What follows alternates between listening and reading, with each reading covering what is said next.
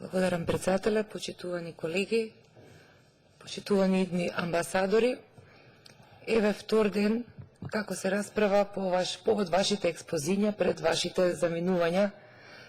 на секаде низ светот да представувате Република Македонија во добро светло и во духот на современите демократски правила на игра во време на една опасност како што е пандемијата, која покажа дека дискусијата која започна Вилсон во 1919 за издигнување на националната држава во ера на глобализација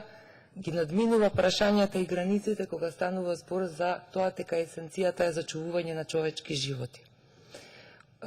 Генерално ќе кажам и на претходните експозиња дека сум задоволна што Република Македонија има ваков капацитет на квалитетни кадри и тоа е добро и остава добар сигнал. Посебно сум заинтригирана од експозето на госпојата Ефремова и затоа земам збор. Би сакала да укажам, навистина е импозантно, госпоја Ефремова, вие сте дипломат од кариера, имате доста познавања и генерално тоа се оние податоци кои ние како пратеници, но и македонската јавност треба да ги слушнат. Она што би сакала, еве како сугестија, да ви така укажам, да обрнете внимание и да можете да се вложите на тој план, тоа е во однос на афирмацијата на сесловенскиот карактер на светите браќа Кирил и Методи, кои се особено значајни бидејќи ние во Република Македонија имаме најстар универзитет кој што го носи токму името на просветителите, а денеска под притисок на дневно-политичките ситуации гледаме дека одеднаш тоа предимство добива друг карактер и ние како македонци и како граѓани на Република Македонија, а и вие како наши представници надвор ќе треба пред Светата столица некако да ни го исчистите образот во име на вистината и во име на традицијата. Понатаму, многу би сакала да постои можност, а вие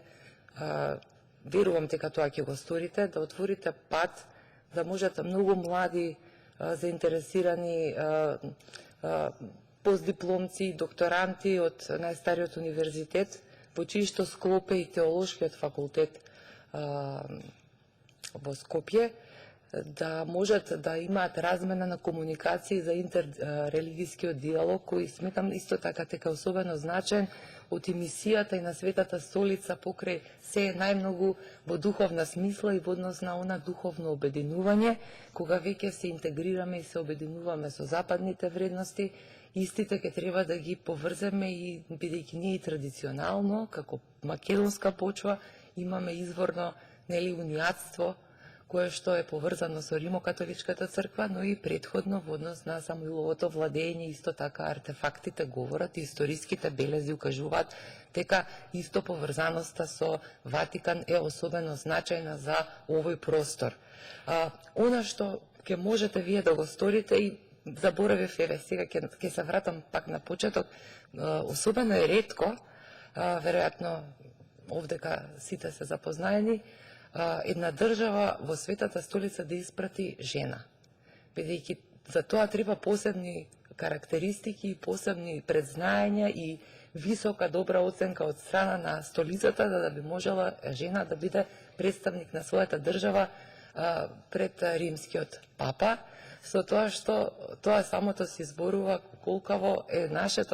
влог во вас, госпоѓа Ефремова, и колку очекуваме пред се на културолошко и образовно ниво, понатака во однос на онаа духовна спона која секако сум убедена дека ќе ја направите во најдобро светло. Ви пожелувам многу среќа, многу успех и да ве видиме во некоја наредна прилика со убави вести. Благодарам.